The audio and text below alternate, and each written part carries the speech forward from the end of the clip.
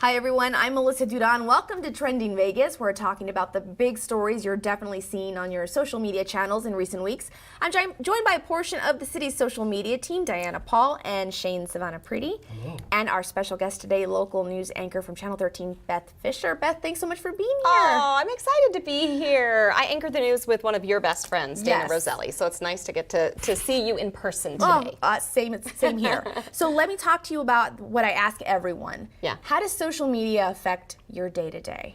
You know, it's funny. So I anchored evenings for 8 years here in Las Vegas. Then I left for 5 years to be home full-time with my babies. And in those 5 years, social media blew up. Oh, yeah. So when I left, Facebook was not a thing yet. 5 years later, we've got to be on Facebook and Twitter and Snapchat and all of it, you know, Instagram.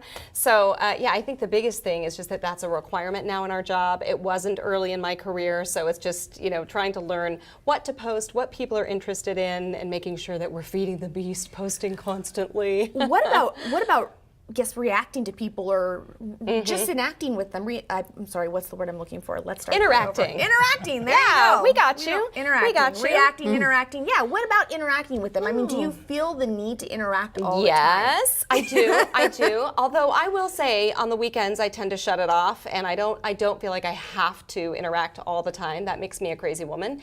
But I do try to respond, and that's one of the things I do like about social media. It's easier for you to get to know viewers and for them to get to know you. So it's a great tool for that. Absolutely. Well, we are glad you're here. Thanks so much for joining us. Sure. All right, guys, we're going to start with some big news coming out of the Cosmopolitan on the Strip. Rapper Meek Mill was denied access to the property, saying he was trespassed, but was not given a specific reason why. This happened over Memorial Weekend. Now, the whole thing was caught on video, and here's a look at it for you. I respect that, but How can you tell me I'm gonna be locked up hold on trespassing? Hold on. So here's the deal. Yeah. We're a private property. Yes. At this time, with the information we have. So you can see in this video that he's just going back and forth with the security guard. The security guard will not tell him why exactly he's trespassed. He's just saying if you get out of the car, you're going to be arrested. So this really caused a firestorm because, of course, Meek Mill, he tweets this out and he says, if you come from our culture, you should never step foot in the Cosmopolitan Hotel. They just really racist. Something really has to be done in Las Vegas, what they're doing to black people. And that was from the RJ. Now, a lot of people are saying there has to be a reason he was trespassed. And I just wanted to get your all's views back and forth on social media. Beth, let me start with you. What are you seeing on social media that kind of got your attention with this story? Yeah, I mean, obviously, many people in the black community are accusing the Cosmopolitan of being racist. On the other hand, being a Las Vegas resident, wanting our properties to be safe and secure, I have kind of a different perspective, especially on the heels of 1 October. And I'm not trying to compare him to the shooter, but we have to decide, do we want these properties to maintain peace on their properties? Do we want them to use their intelligence that they're gathering to figure out who may not be safe to have on the property or who could be in danger on their property? And so I don't think we can have it both ways, right? So the Cosmopolitan, for whatever reason, they're not revealing, felt like it's not going to be safe for you or for our guests if you come on our property. Right. So the Cosmopolitan says it has nothing to do with race. They obviously have a major public relations mess on their hands now, and they need to do a better job with that. But I think most Las Vegans feel like we got to keep the property safe. Yeah, you know, the one thing I do have to mention is that Meek Mill's attorney says that there are hotels on the Strip that have a list of African American rappers that are not allowed on their property. No one's seen this list. We don't know if it's real, if it's just talk. Shane, what are you seeing? Well, I will say from a PR standpoint, I'll agree with Beth that it's much worse to have to deal with, okay, there was a shooting, you know, somebody was beat up versus, you know, what they're dealing with now, this kind of firestorm. But in terms of like the historical point of view, Las Vegas has a long history of blacklists. Back in the 1960s when it started, when the, you know, mobsters were put on this list. You know, mobsters, they had a guy trying to stay at the Tropicana, and the Tropicana would be like, oh, all our rooms are full. You know, so you're kind of hearing the same kind of things, and the city's got a lot of, you know, ties in all of this because Oscar Goodman was actually the lawyer that was representing the guys in court on this, and Harry Reid was on the Gaming Control Board, which was in charge of this blacklist. So we've got a long history as a city of saying, you know, these people aren't allowed for various reasons, most of it involving safety and money. Right, but Meek Mill is saying, I have never done anything. And my whole thing is, well, I don't know. I don't want to say that he's not accurate because I don't know the history, but I mean, he's got listen, multiple parole violations. money is money, and I've never known a casino to turn away someone who has money. So I feel like there's got to be an incident that we do not know Yes. about that will not come to light because, casinos protect other people and they don't show video. And so, like you said, they have an intelligence that we don't know about. Yeah, you don't get put on a blacklist for no reason. Right. But again, we don't even know if there is a blacklist. Let me just throw that out there. But I do want to say that I think it's interesting, though, that this is really taken off on social media. And if it is a race thing, the damage it's doing to the Cosmopolitan at this moment, it's spreading pretty much like wildfire. Diana, what do you see? Well, one thing I think didn't help the Cosmopolitan is that when you watch the video, the security guard is telling him that, that there's been some previous issue that has occurred, which is why he's being trespassed, that there's been some issue. But then the PR people several days later put out that this was a capacity issue, there wasn't enough room in the club. Well, that's not what the security officer said. So obviously everybody wasn't on the same page. Maybe the security people didn't know exactly the reason, but the person initially told him that you're being trespassed because you've been trespassed before. But then the story from the PR side is, it was a capacity issue. So I think there's a conflicting state. That doesn't help the situation, that you don't know. Absolutely. And it's a private company. They certainly have the right to trespass whoever they want, but it doesn't help when their reasons are conflicted. And we'll probably never know what he was on. We may never know if he was trespassed before, but that's what he was told. So. Right, and there's a good chance we will never know if he ever did anything because the hotels, they don't go about just talking about what happens on their properties. But also, it's important to note that all of those hotels work very closely with Metro, right? And so they have a task force and they gather lots of information. I don't know if Metro has information on this person or his associates. I don't know. Right. But certainly the Cosmopolitan could have gotten information from police. Listen, we have some concerns. We know Right. these folks are going to be in town this weekend. And it may be for his safety as well. Right. So they need to do a better job with their public relations. It's not that they said you can't come on the property. It's the way they handled it afterwards. It's the way they're handling the accusations of Right. racism. It's what they said to him in the moment. It was so poorly handled. And these issues are going to come up again and again. They should have a policy in place. It should be smooth like butter. If someone's not allowed on property, this is what we say. This is what we tell the public. This is how we handle it. Just feels like they got a little caught flat-footed. And this is one of the big changes with social media these days is that, usually you only pick certain people to deal with the media and those people get media training, but now the media is everyone. Everyone's, the citizen journalist, so everyone needs media training because you never know when there's a camera on you, and if you don't say the right thing, if it doesn't mesh with corporate, there's going to be issues. Yeah, that's a great point too. Also, everybody's pulling out their phones now. As soon as they realize, oh, this is going to get good, they pull out their phone. And Meek Mill is calm, cool, and collected. he doesn't raise his He doesn't voice, raise he his doesn't cuss. He never gets out of the car. He's really it's easy to kind of be on his side when you watch the video because he seems so reasonable. There's got to be a story, a backstory. Right, I wonder what that backstory is. We may never know, but it actually segues into our next topic really perfectly. We're going to switch gears into a topic that was caught on video as well, and this one happened right across the street at MTO Cafe. An employee caught her manager berating another employee and claims this is a normal occurrence. And we can't show the whole video because it is full of profanity, but here is a peek of what it looks like.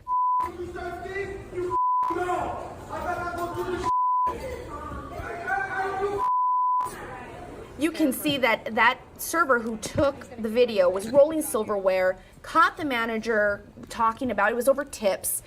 And I just thought this was really interesting because as of this morning, there were almost 300,000 views on this video. And since it aired, from what we are told, the manager has been let go. But now there's some claims. Does he have a business relationship? Is he a business partner? But this is what we were talking about. This is another example of how you never know who's taping you. What are your thoughts on this? I mean, my thoughts are that if you look at all the social media comments, and we interviewed on Channel 13 a man who said he used to work there, consistently you're hearing this kind of behavior from this manager has been happening for years. And so my thoughts are, well, finally somebody got it on video. Right. Because the moment that happens and it goes on social media, people are outraged by that kind of behavior, but it's almost like until somebody gets caught on video, it just, it's been brushed under the rug for years, Right. apparently. That's what we're hearing, so. Yeah, it's really interesting that your phone can really be a tool for protection these days in the workplace. Shane? Yeah, I mean, whoever said that there's no such thing as bad publicity did not live in the age of social media. This is really hurting MTO as a brand. It's dragging the city into it because they lease space in one of our buildings. MTO's Yelp page has been locked down because of all the activity. All their ratings on Facebook and Google since this have been all about this manager. So it's really hurting their brand and people's perception of it, because anybody that wants to go out to eat, you're going to check Yelp, you're going to check Google, you're going to check Facebook to see what the ratings are, and this is not doing good things for them. And if this manager is also part owner, that's going to complicate things because it's going to be harder to get him out of the situation. But it's tough from a PR standpoint because it's not good press. But I mean, you're a manager or an owner of a restaurant in town. I mean, lesson learned, right? You take this as an eye-opener going, whoa, everyone needs to check themselves and know that your employees, they have cell phones on them. This can happen. You lose your temper, you're unprofessional. There's a good chance it's going to catch up with you, Diana. Yeah, it's unfortunate it took a video, like you said, to have to bring it to the attention. But MTO is active on social media. It's good that they immediately responded, right, to say they saw the comments and they responded at least that they've terminated the manager, but we don't know exactly what will happen. But it's just a shame that it took a video. If it's true that there were these allegations before, why did it take the video? If it's that, if this isn't going on, it was just awful to watch that video. So. And I'm not going to lie, I kind of want to go to MTO for lunch today to see what's going on. Just being honest. I think you're the minority, Melissa. I want to go. I want to I think most people are like, I want to stay away. It's going to be a little tense. Melissa's like, I want to get up in there. What happened? What did he say? That's what I want to do. All right, guys, on to our final topic, and we have to talk about the Game of Thrones season finale. This had people in an uproar because, well, they want to rewrite. Here are some of the tweets that we are seeing. Here we go. Shame, shame, shame. The fans remember. This one is funny for me. Game of Thrones season 8 with terrible writing. Me. Throwing them out. And then this one, we're not interested, rewrite the final season. Of course, this is me. Well, okay, wow, I actually really enjoyed the GOT finale. Sue me. So I really, really enjoyed it. I was a Game of Thrones fan. I do have to say I binged it. And I really enjoyed it. Diana, I'm going to start with you because you don't care. I don't care, exactly. I'm one of those weird people that do not care about Game of Thrones, and I don't watch it. I don't have any interest in it. And the more people talk about it, the less I really want to watch it. And I tease Shane all the time because it's like, really, you're getting this worked up about a show? I mean, I'm sure I've gotten worked up about other shows, but I just don't want to be part of it. Are you not glad? interested in it. Are you glad from your perspective? Are you glad the social media part of it is over? I mean, it was flooding. Yeah, I mean, it's social trending media. all the time, and it just seems like nonsense to me. But I'm not into it, so I don't know. But representing the city of Las Vegas, did you feel like the city of Las Vegas needed to comment on Game of Thrones? Yeah, I mean, it feels like we got to get into it. Everybody's talking about it, so I just felt left out in a way. Right. But I was The okay with it. The social media team's like, don't let Diana post on Exactly. Game of Thrones. This is stupid. We'll Yeah. handle it. Exactly. Shane, what were your thoughts? I mean, it's been a cultural touchstone for 8 years. This has really been a huge show, the most pirated show in history. One of the most watched cable shows ever. I think the average episode had 32.8 million views, legal views, not counting the illegal ones. Legal views. The Friends, finale had 52 million. Wow. So just to give you some example, Friends is broadcast television back in the day when more people were watching TV. The fact that they get such huge numbers, and week after week, it's the water cooler talk. It's the thing you look forward to. This is just a lot has ended with this, and a lot of people are invested with this. So you can't live up to everybody's expectations. So, of course, we're going to fail, especially once they get past the source material, which was, the first 5 seasons. Yeah. Beth, are you a fan? Oh my gosh, I loved it. Oh, yes. I loved it. Yes, So sorry, what did you Diana, I think? was totally into it. What yeah. did you think about, the Here's the ending? thing. And there's spoilers, guys. FYI, if you haven't figured it out. Right? I don't like predictability, and I feel like this was the only way they could end the series and be unpredictable. Yeah. If they had done anything else, I would have felt like I saw that coming. Yeah. So I liked that it was completely unpredictable. I didn't see it coming. And now we have prequels to look forward to because the Game of Thrones folks have said that they're going to work on some prequels, so that'll be fun to wait for. Yeah, I think it was the perfect ending. I mean, I wasn't, Perfect, really. well, not perfect. Okay, Shane. It wasn't perfect, but I was satisfied. I was like, okay, makes sense. I get it. I think if Jon Snow becomes king, too much of a happy ending. Right? I think if, Khaleesi becomes queen, and they've been setting her up to lose her mind for seasons, guys, because I binged it. Trust me, I know. But anyway, all right, guys, fun topics, good topics. Thanks, Beth, for being Sure, here. thanks for having me. All right, guys, well, if you've ever been to the Neon Museum, you know how amazing it is. Well, good news, it's getting even bigger. When we come back, I sit down with Neon Museum President Rob McCoy, who gives us details. We'll be right back. Hey, you. Yeah, you. Getting that college education? What are you gonna do? Graduate and take some office job? Be like everybody else? Or will you dare do something different? Like, be a teacher. You could be my teacher. You got the skills. The smarts. Yes, you. You could be the teacher I never forget. That'd be cool. Does that corporate job even have recess? What are you gonna make of yourself? What are you gonna make of me?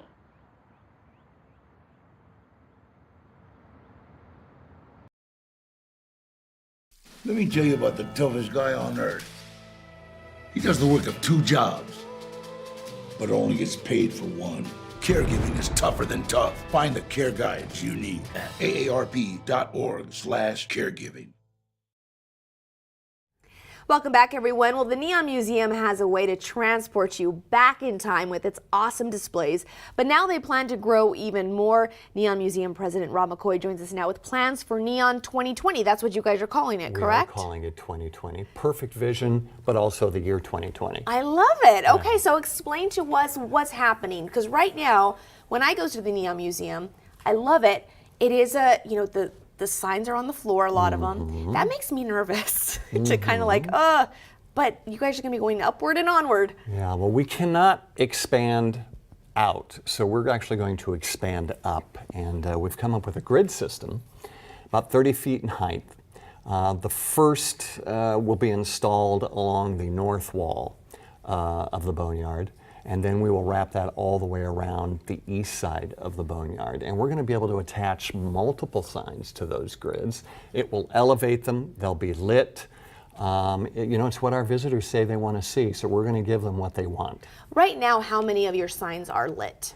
We have 18. Okay. 18 of them are lit. We have several more that we have in storage that can be lit, but there's no place to put them, and that's why the grids are so important to us. Absolutely. So is that part of Neon 2020, or that's in addition to Neon 2020? It is. That's part of Neon 2020. That's on the museum side of Las Vegas Boulevard. Then you go over to the other side of Las Vegas Boulevard, and that's our next big project, which involves the Reed Whipple Center. So talk to us about how you all acquired the Reed Whipple Center for people who do not know. Well, working with the city of Las Vegas, of course, we've had a long-time partnership with the city.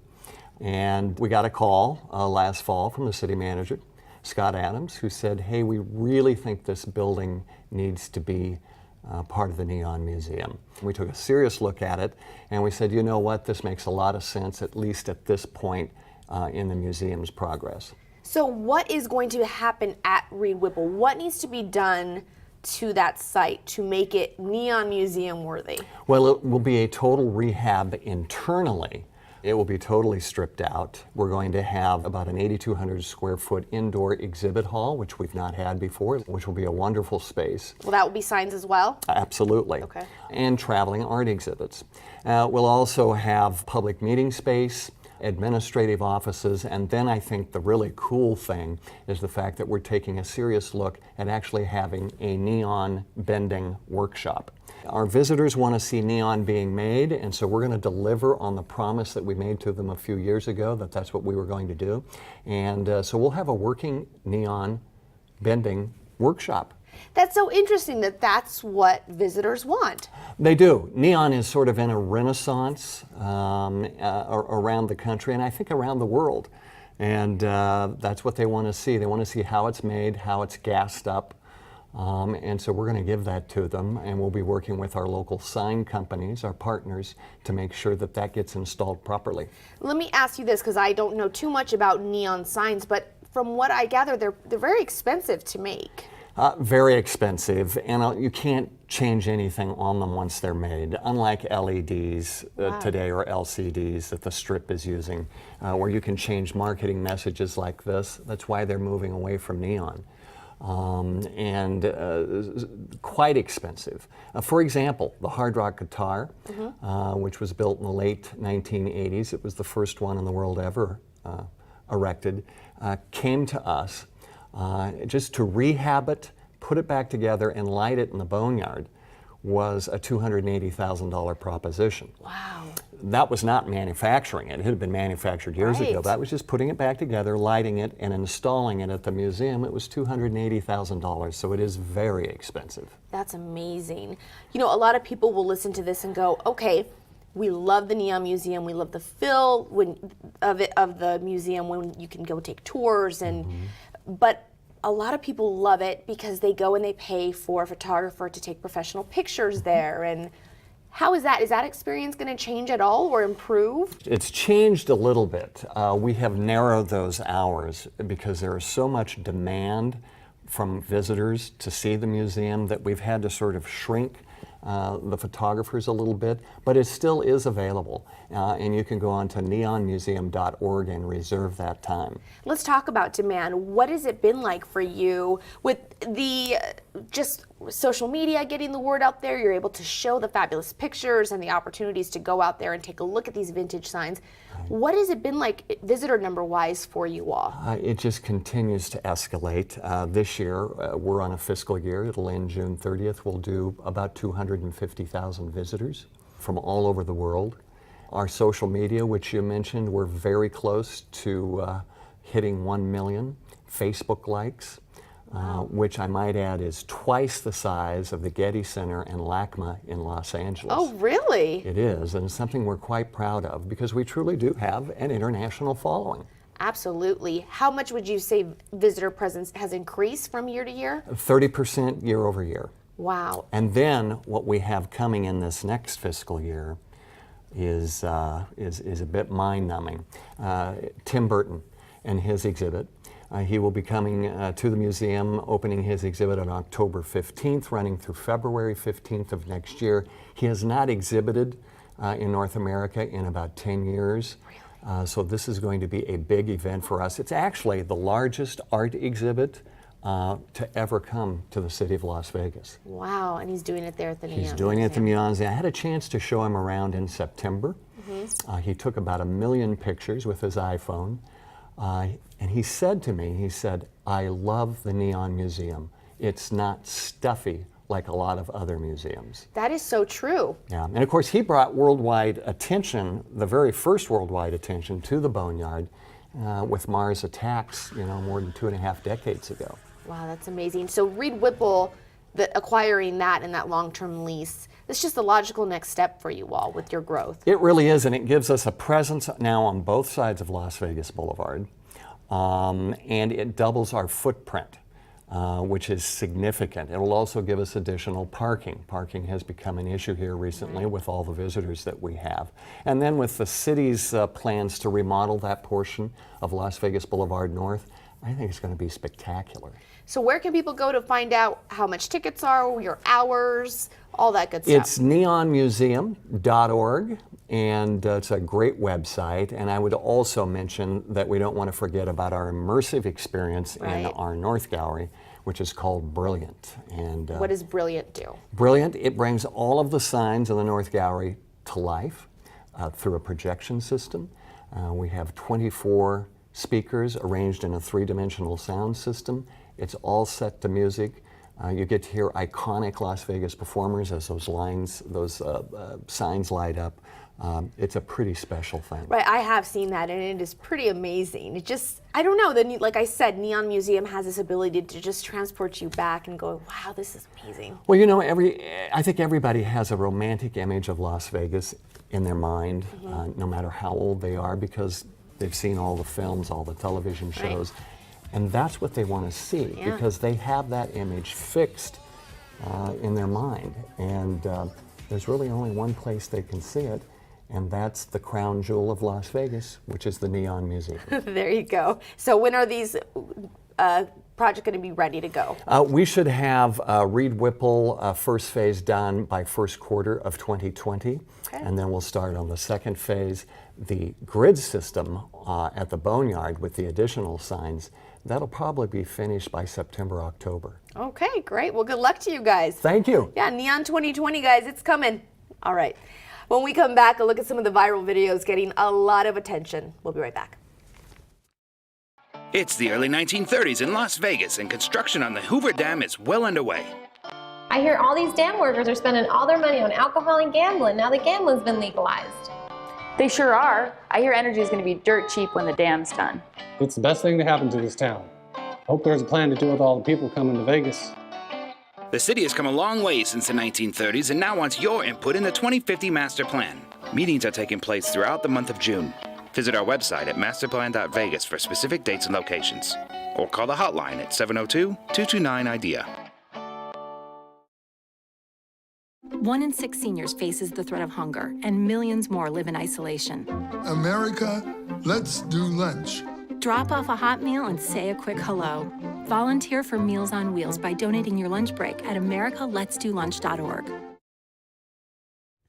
Welcome back, everyone. We have some really great videos that have gone viral. First up is Shane's. Now this one just puts you in a good mood, right? Like, tell us the story about this guy, Shane. Who is he? He's an old dude, obviously. He's not that old. I mean, that's what made this video go viral is, a guy who doesn't typically look like you would think a dance student would look like. He's got a long beard, and he's got some moves, and I think people are impressed by that. And I'm a big fan of the dance videos. The last time I was on, I think I did the subway dance video. That was awesome. And our public safety department, we did a dance video to Happy, and we've done a Twitter video to Justin Timberlake. So I'm a big fan of the dance videos. I think it just puts people in a good mood, it makes people smile, and who doesn't like to move to some music? I mean, this video really does make me smile. The first time I saw it, I was like, wait a minute, how old? I mean, he's not that old. I mean, he's not old at all. I think you said he's in his 40s. Yeah. But it really just made me want to take dance classes. I don't know what it is, if but he can do it, right? I mean, obviously anybody can do it. Well, I mean, I think he's got some rhythm, so, but I don't know. I'm up to taking dance classes. Who's with me? Yeah, I'll do Let's it. do it. All right. All right, guys, now we're going to move on to a little bit more serious video. This one really just spread throughout Las Vegas after a local teen was killed on his motorcycle, and he had actually opted to be an organ donor, so UMC honored him by doing this honor walk. You can see him, it's really quiet. This is in the halls of UMC, and the nurses and staff line the halls. This is called an honor walk. This is the first time they've actually done it, an honor walk at UMC. He was on his way to donate his organs and help save lives. This was really a tearjerker, and I really commend UMC for doing this because we've had Nevada Donor Network on Trending, and it's so important to be an organ donor or to even consider it and learn that you can save lives. So, such a touching tribute. What do you guys think of it? Yeah, I mean, you like to pick the videos that make us all cry. Yeah. So thanks for that. I can't help it. This video just, it's one of those things that you're like, oh, it's an honor walk, that's nice. And then you see the emotion attached with it. It's really beautiful. All right, guys, thank you so much for joining us. Thanks. And thank you at home for watching. Remember, you can get in on the conversation. Just follow us at City of Las Vegas and use the hashtag TrendingVegas. You can also find us on YouTube, Apple TV, Roku, and Amazon. Have a great day, everyone. We'll see you next time.